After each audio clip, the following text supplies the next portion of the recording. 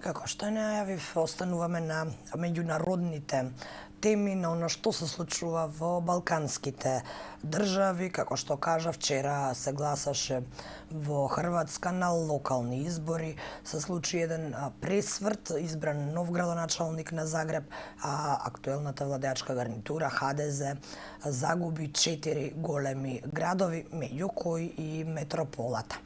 Добро утро, Дејан. Ова е првата тема на која што ќе поразговараме. Па ајде малку повеќе за ова изненадување кое го споменав. Што се случи на локалните избори вчера, што се случуваше со резултатите и што значи ова за хрватската политика? Па ова значи исходот од овие локални избори значи дека на граѓаните на Хрватска очигледно веќе не им се потребни некакви еуфории и ветувања, туку им е потребна некоја нова политика. Па ако се земе во предвид дека локалните избори обично се вовед во расположението и рейтинзите на политичките опции кои ги представуваат и ги нудат политичките партии, се чини дека според исходот од локалните избори ниту владеачката ХДЗ, ниту пак онаа втора партија, социјалдемократската партија, чиј председател е актуелниот председател Зоран Милановиќ, немаат некакво големо и она доминантно влијание врз хрватските граѓани, па на изборите во Загреб, значи обично исходот од изборите локални во метрополите, практично се гледа и рейтингот на партиите. ХДЗ го загуби неговиот кандидат, загуби нови избори и победи Томислав Томашевиќ од лево ориентираната партија Можеме, поразувајќи го практично неговиот контракандидат Мирослав Шкоро, десничарот, ултрадесничарот кој некогаш беше во ХДЗ, па сега излезе и почна сериозно да му влече гласачко тело на ХДЗ, односно гласачки гласови, и така некако влезе во втор круг, оставајќи ги за себе и ХДЗ и СДП, но загуби. Значи новиот градоначалник е Томислав Томашевиќ, додека во Сплит, во вториот град по големина, повторно таму победија либералите, не победи ниту ХДЗ, ниту СДП. Што на некој начин фрла одредена политичка слика на тоа како Хрватска ќе гласа и ќе се однесува на наредните парламентарни избори. Лидерот на ХДЗ е актуелниот премиер на Хрватска Пленковиќ изјави дека ХДЗ победил. Тој почна да манипулира со некои бројки дека ХДЗ има рекордно освоени број на одборници во општинските, во општините низ Хрватска, но во број на градови има опаѓање во освојување на власта. Тој го обвини Шкоро, некогашниот свој сопартиец, а сега човек која води таа ултрадесничарска партија, дека ги влече гласовите, дека поради тоа ХДЗ не успеала да победи во Загреб и во Сплит. Дејан, голем дел од медиумите овој избор го оценија како почеток на ова ера. Дали ова навистина може да се очекува? Дали може да се очекува навистина една драстична политика во однос на онаа што се водеше до сега?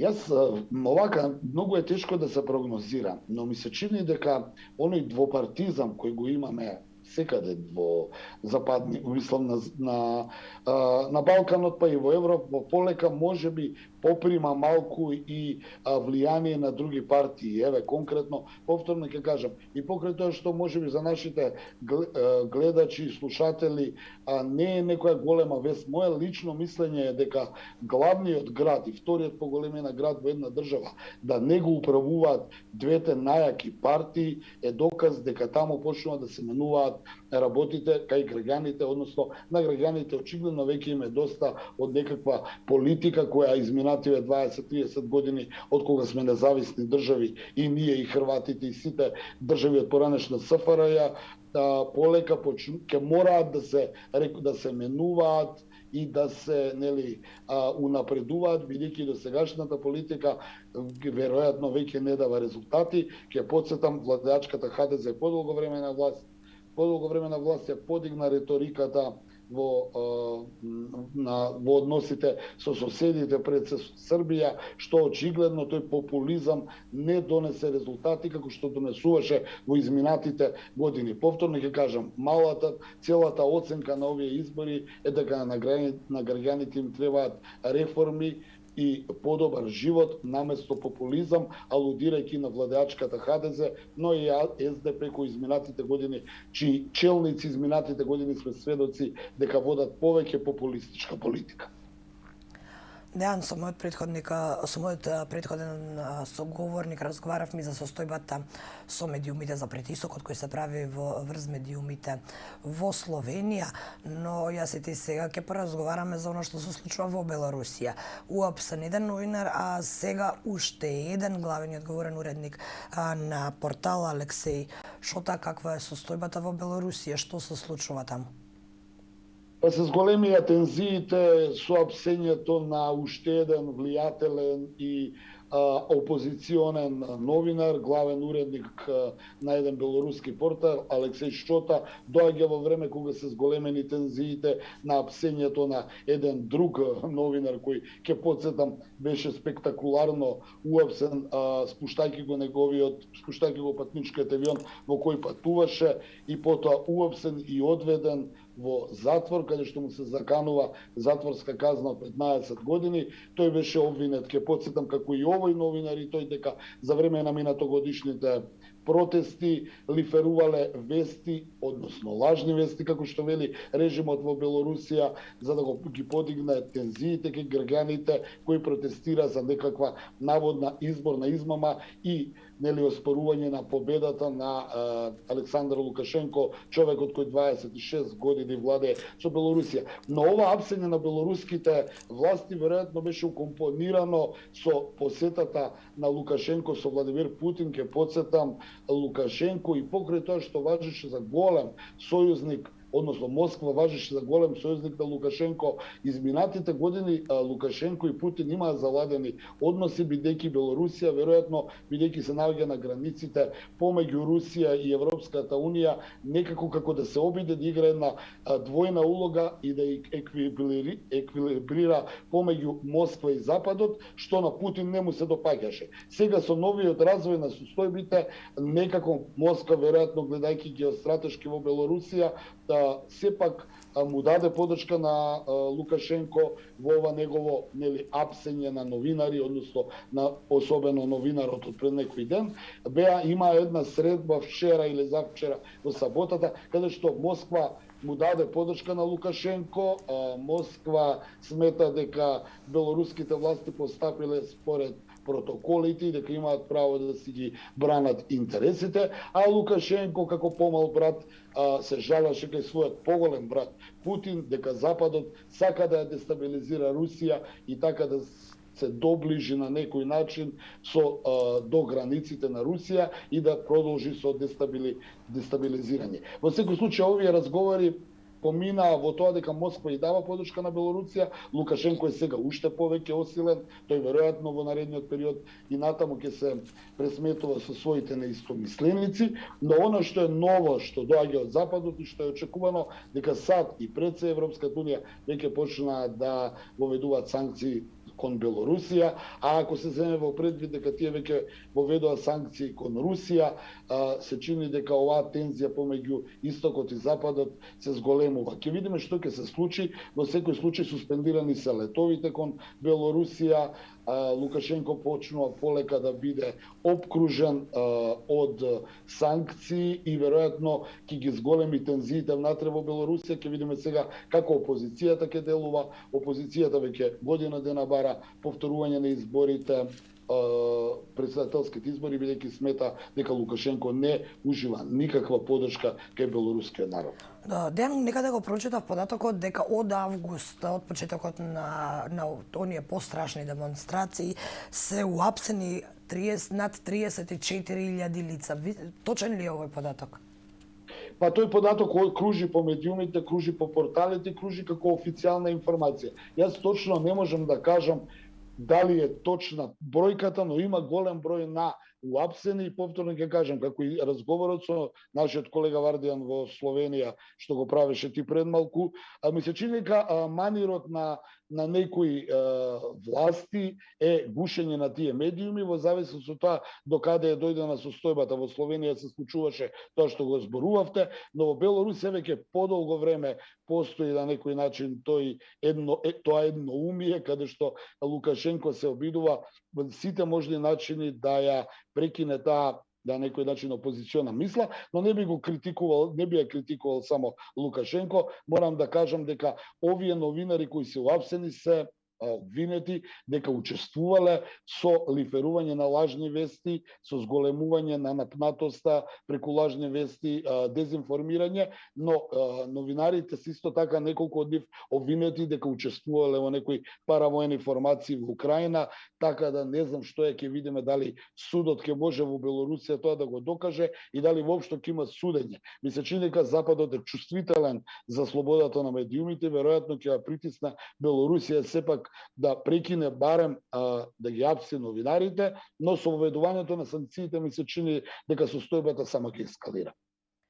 Неве, бидејќи денеска малку повеќе зборуваме за медиумите, каква е твојата представа за слободата на медиумите, барем во овој источен дел од Европа, како што слушнавме, во Словенија е далеку од сјајна, во Унгарија веќе знаеме дека е истата слика, далеку од сјајна, една лоша слика, еве така е и во Белорусија.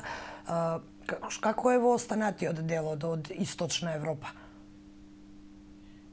Многу е тешко да се зборува за слободата на медиумите, бидејќи има различна перцепција на гледање на слободата на медиумите. Ќе потсетам, пред само недела дена имаше голема израелска војна интервенција во појасот Газа, каде што случајно беа ракетирани дописништвата на, ми се чини, Associated Press и Al Jazeera.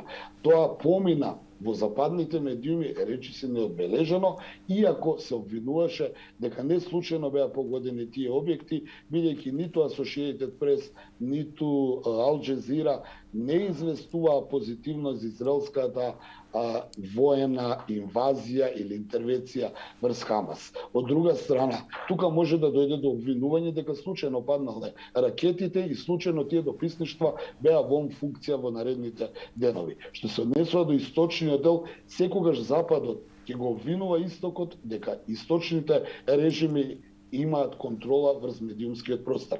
Она што мене ме праша, јас слободно ќе кажам, бидејќи сум слободен новинар, е дека секогаш слободата на говорот зависи од своите спонзори. Па, доколку спонзорите, независно дали се финансиски или политички, одлучат вистината да биде ваква, многу тешко на тие редакции кои зависат од тие спонзори можат да ја протечат некаква друга мисла.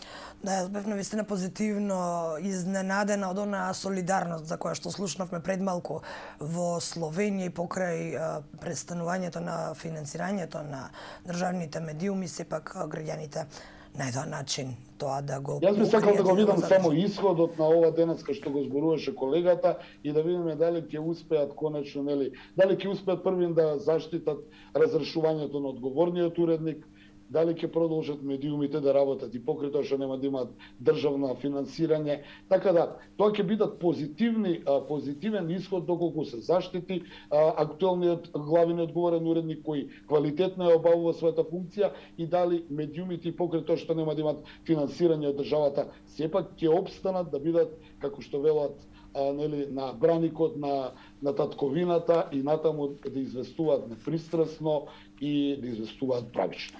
Дејан, сосема за крај уште едно прашање, накратко, за она што се случува преку океанот, нови пукотници во Мајами, што се последните информации од таму? Па јас би сумирал дека според некои податоци во првите 132 дена од оваа година, значи ние сме денес околу 150 ден, првите 132 дена оваа година има повеќе од 200 масовни пукотници низ градовите на САД.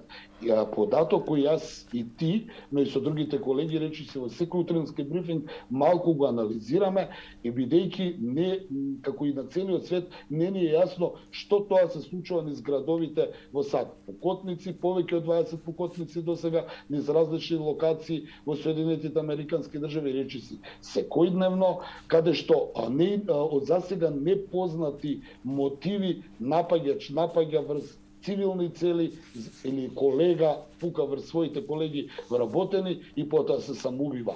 Не е терористички напад, а премногу е често и премногу се случаи дека е некој исклучок на некои психички лабилни лица. Ова што е посебно е дека имаше покотници во Мајами, тројца напаѓачи отвориле оган од автоматско оружје врз толпа луѓе која чекала да оди на концерт, на некој концерт, дали бил рок или поп. Не знам, во секој случај во таа покотница 20 повредени, 20 ранети, причина за нападот повторно не е позната. Поминал бел джип, од него напаѓачите отвориле оган врз толпата и исчезнале во непознат правец. Повторно се избрза со информацијата од страна на локалните власти во Мајами конкретно, дека не се работи за терористички напад, но за што се работи, се уште нема никакви информации. Така, ќе дознаме во наредните изданија на утрински брифинг, повторно се ќе надевам, анализираме овие теми. Благодарам и за оваа анализа денеска.